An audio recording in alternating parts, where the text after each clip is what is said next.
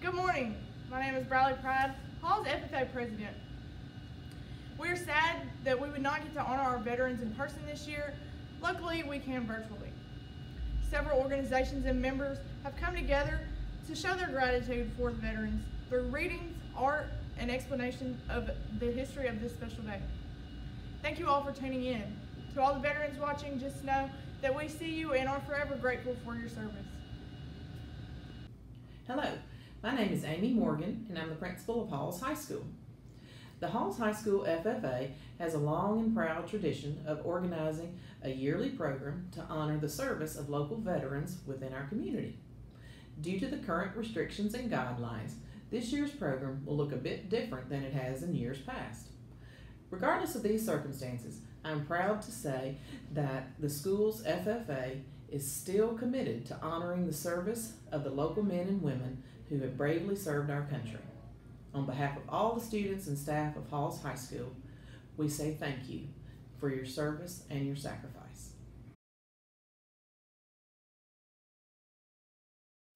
The origin of Veterans Day.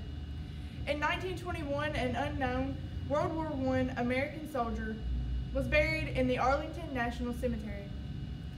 This site on a hillside overlooking the Potomac River and the city of Washington became the focal point of reverence for America's veterans. Similar ceremonies occurred earlier in England and France, where an unknown soldier was buried in each nation's highest place of honor. These memorial services all took place on November 11th, giving universal recognition to the celebrated ending of World War I fighting at 11 a.m. November 11th, 1918, the 11th hour of the 11th day of the 11th month. The day became known as Armistice Day. Armistice Day officially received its name in America in 1926 through a congressional resolution. It became a national holiday 12 years later by similar congressional action.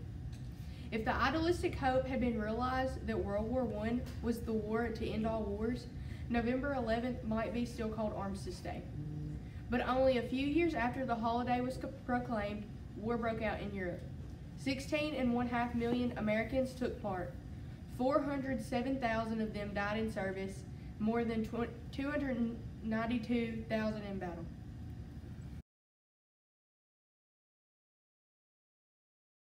I, me, an individual, a committee of one. Pledge, dedicated to give all my worldly goods without self-pity.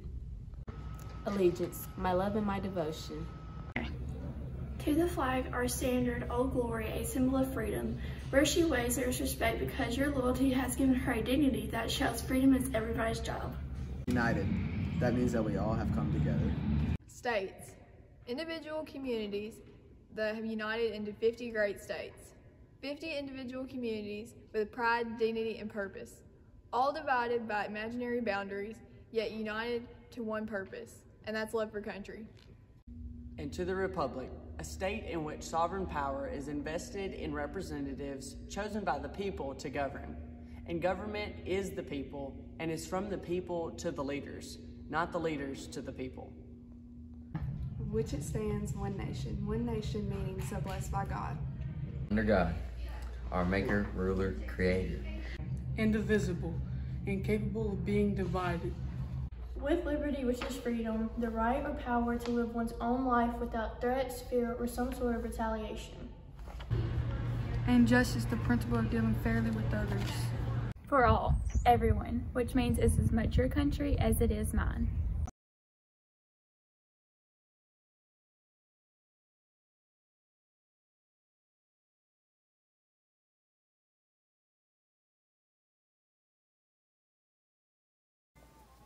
Hi, my name is Tylen Patrick, and on behalf of Halls FBLA, we would like to say thank you to our veterans. When you see someone in a uniform, someone who served us all, doing military duty, answering their country's call, take a moment to thank them for protecting what you hold dear, tell them you are proud of them, and make it very clear. Just tap them on the shoulder, give them a smile and say, thank you for what you're doing to keep us safe in the USA. Throughout history, there have been many influential leaders who have shown ample amounts of patriotic spirit through their encouraging words. The following excerpts are from the famous speeches of John F. Kennedy and George W. Bush.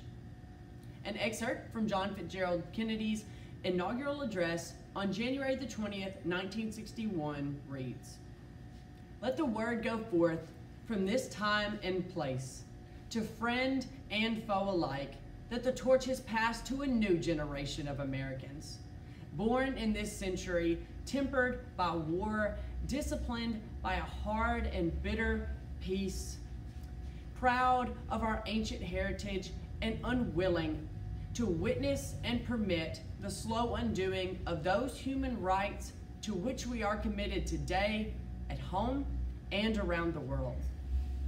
Let every nation know, whether it wishes us well or ill, that we will pay any price, bear any burden, meet any hardship, support any friend, or oppose any foe, in order to assure the survival and success of liberty.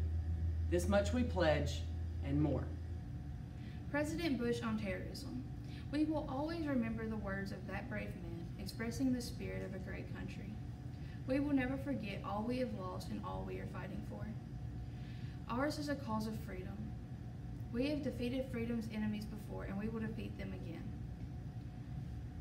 We cannot know every turn this battle will take, yet we know our cause is just and our ultimate victory is assured. We will, no doubt, face new challenges, but we have our marching orders. My fellow Americans, let's roll.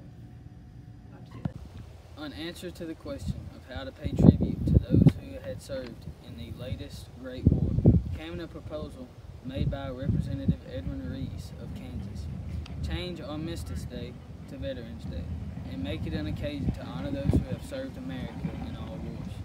In 1954, President Eisenhower signed a bill proclaiming November 11th